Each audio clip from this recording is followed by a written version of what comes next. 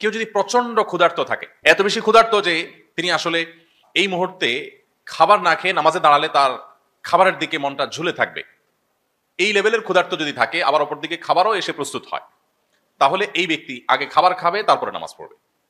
এমনকি জামাত যদি ছুটে যায়, যাক, তিনি আগে খাবার খেয়ে নিবে। কারণ এই কোন রকম নামাজ পড়ার চাইতে ইসলাম চায় প্রত্যেকটা কাজ যেন আমরা পারফেকশনের সাথে করি, যথাযথভাবে করি, সবচেয়ে সুন্দরভাবে করি। নামাজ পড়বো পরিপূর্ণভাবে আল্লাহ স্মরণের জন্য, আমার আল্লাহ স্মরণে ব্যাঘাত সৃষ্টি হতে পারে সেরকম বিষয় যেন না থাকে। এই জন্য ইসলাম বলে এই লোক খাবার দাবার গ্রহণ করে তারপর নামাজ পড়বে। আবার এই মাসালা সকাল বিকাল দুপুর তিনবারে যদি আপনি অ্যাপ্লাই করতে থাকেন, প্রতিবেলা চিন্তা করেন যে আগে খাবো, চা চক্র হবে, তারপরে নামাজ হবে, মসজিদে জামাত যায়, যাক, তাহলে সেটা ভুল হবে। এটা হলো যে ব্যক্তি একেবারে ভয়ঙ্কর লেভেলের ক্ষুধার্ত, খাবারের জন্য তিনি অনেক প্রতীক্ষা ছিলেন, বহু প্রতীক্ষার পর খাবার এসে পৌঁছেছে, তাহলে সেক্ষেত্রে তিনি এটা করবেন। ঠিক একইভাবে আপনি যখন নামাজে দাঁড়াবেন, আপনার নামাজের সামনে বিশেষ করে দৃষ্টিসীমার মধ্যে এমন কিছু থাকা উচিত না যেটির ফলে আপনার নামাজের মনোযোগ নষ্ট হতে পারে। সহিহ বুখারীর একটি হাদিস আছে, নবী করিম সাল্লাল্লাহু আলাইহি সাল্লাম একবার একটা কাপড় তাকে দেয়া হলো নামাজ পড়বার জন্য। তিনি সেই কাপড়ের উপর দাঁড়িয়ে সালাত আদায় করলেন। সালাত আদায় করার পর শেষ করে সালাম ফিরিয়ে তিনি বললেন, আমাকে এই কাপড় কে দিয়েছো তোমরা? এই কাপড়ে যে পরিমাণ কারুকার্য আছে, এই কারুকার্য আমার নামাজের মনোযোগকে নষ্ট করছিল, বারবার সেদিকে আকৃষ্ট করছিল আমাকে অন্য কোনো কাপড় থাকলে দাও। তখন সেই কাপড়টা সরানো হলো, একটা প্লেন কাপড় দেয়া হলো, তিনি সেই কাপড়ে সালাত আদায় করলেন। এই হাদিসকে সামনে রাখলে আমরা এই প্রশ্ন উত্তর পেয়ে যাব। আজকাল যে সমস্ত জায়নামাজ পাওয়া যায়, বিশেষ করে সৌদি আরবে আমরা উমরা গেলে, হজে গেলে নিয়ে আসি, এই জায়নামাজগুলোর বেশিরভাগই এত বেশি কারুকার্য করা, এত বেশি সেখানে আপনার নানা রকমের রংচং, যে এগুলো আমাদের নামাজের মনোযোগকে যথেষ্ট রকমের নষ্ট করে। ব্যক্তিগতভাবে আমি এই ধরনের জায়নামাজ পারতপক্ষে কখনো কিনি না, এবং কেউ দিতে চাইলেও চেষ্টা করি সেটাকে যথাসম্ভব অ্যাভয়েড করার। কারণ এই জায়নামাজগুলো আসলে নামাজের মনোযোগকে নষ্ট করে। এই জায়নামাজগুলো বেশিরভাগই তৈরি হয় চায়নাতে।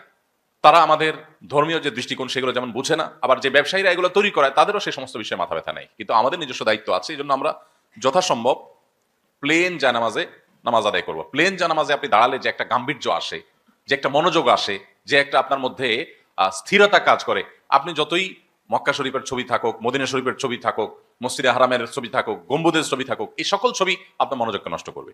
অতএব এগুলো না থাকাই উচিত। প্রসঙ্গত একটু বলি, আপনারা নিশ্চয়ই বিভিন্ন মসজিদের সাথে সম্পৃক্ত আছেন।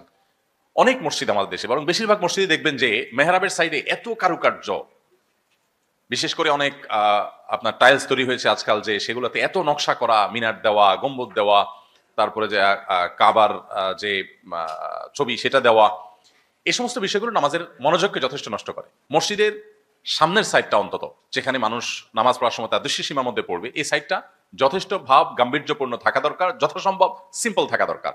এখানে আপনি পাথর লাগান, সেটাকে আমি নিষেধ করছি না, কিন্তু কারুকার্য নয় যেটি আমার মনোযোগকে নষ্ট করতে পারে।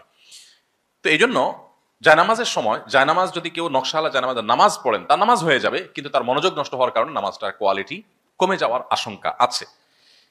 এ হলো বিষয়। এর বাইরে কাবার ছবি টবি থাকলে সেগুলো আমাদের কখনো পায়ের নিচে পদদলিত হয়, দেখতে দৃষ্টিকটু লাগে, এটাও একটা ব্যাপার আছে।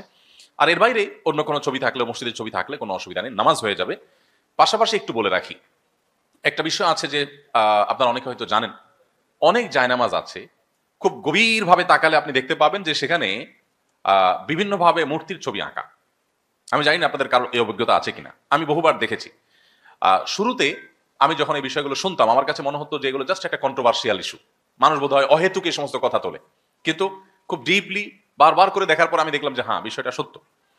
তো এটি আপনাদের সাথে শেয়ার করার উদ্দেশ্য হলো একটু সতর্ক থাকা, যে একটু ভালো করে নজর দিলে আপনি বুঝবেন যে এখানে আসলে কোনো অবয়ব, কোনো প্রাণী, কোনো মূর্তি, কোনো অবয়ব এখানে আদৌ দেওয়া আছে কিনা। কারণ আমরা আগেই বলেছি, এই জায়নামাজগুলো প্রায় 100%, সামান্য কিছু জায়নামাজ তার্কিতে তৈরি হয়, অন্যান্য দেশে যেটা তৈরি হয় একেবারে উল্লেখযোগ্য না। এগুলোর প্রায় বেশিরভাগই তৈরি হয় অমুসলিম কান্ট্রিগুলোতে, এবং অমুসলিমরাই তৈরি করে, তাদের মতো তারা ডিজাইন করে, এবং সেগুলোর পেছনে এই জাতীয় নকশা কিন্তু থাকে। এই জন্য এই ব্যাপারগুলোতে আমাদের খুব কেয়ারফুল থাকতে হবে।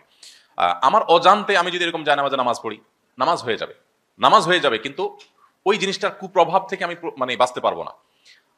যেহেতু আমি জানি না, আমার গুনাহ হবে না, কিন্তু আমি যদি দিন শেষে আমার অজান্তেও কোনো প্রাণী প্রতিমার উপর আমি সিজদা করি, তাহলে সেক্ষেত্রে এর যে একটা কুফল আছে, এর যে কুপ্রভাব আছে, সেটা কিন্তু আমার মধ্যে পড়বে। আল্লাহর কাছে আমি দায়ী থাকবো না, অপরাধী হব না, কিন্তু প্রভাবটা আমাকে অ্যাভয়েড করার সুযোগ কিন্তু নেই।